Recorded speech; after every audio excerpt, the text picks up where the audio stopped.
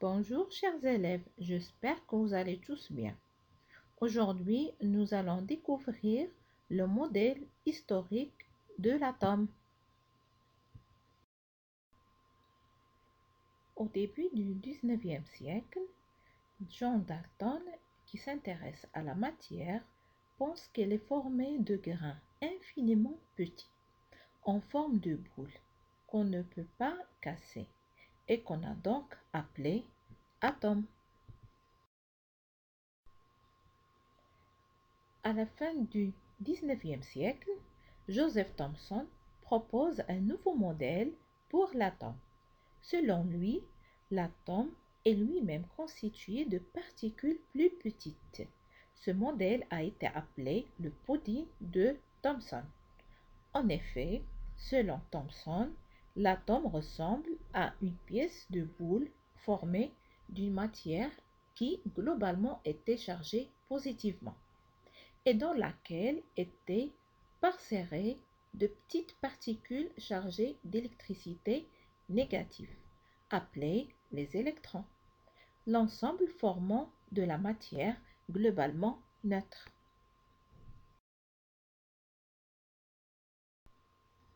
Quelques années plus tard, Rutherford propose un nouveau modèle, beaucoup plus évolué. Ce modèle a été appelé le modèle planétaire, puisqu'il fait penser au système solaire, avec en son centre un noyau et autour de ce noyau des particules qui sont mobiles. Ce sont les électrons qui gravitent selon des orbites bien définies.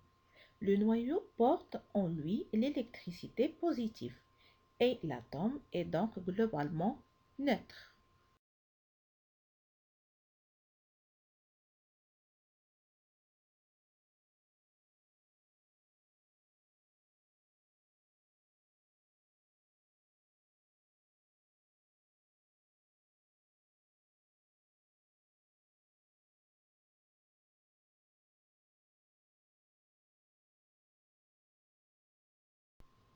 Il fallait attendre la fin des années 20 pour que Schrödinger propose un nouveau modèle pour l'atome, qui perdure encore aujourd'hui.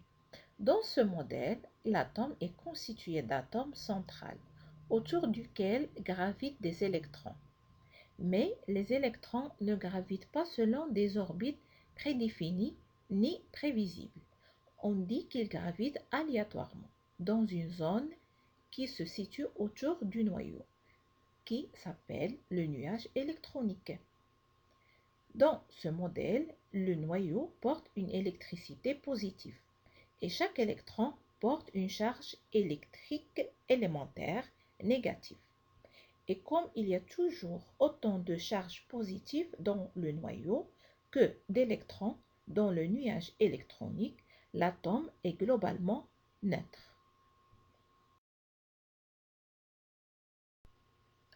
Voici probablement l'image la plus réaliste de l'atome, tel qu'on le connaît aujourd'hui.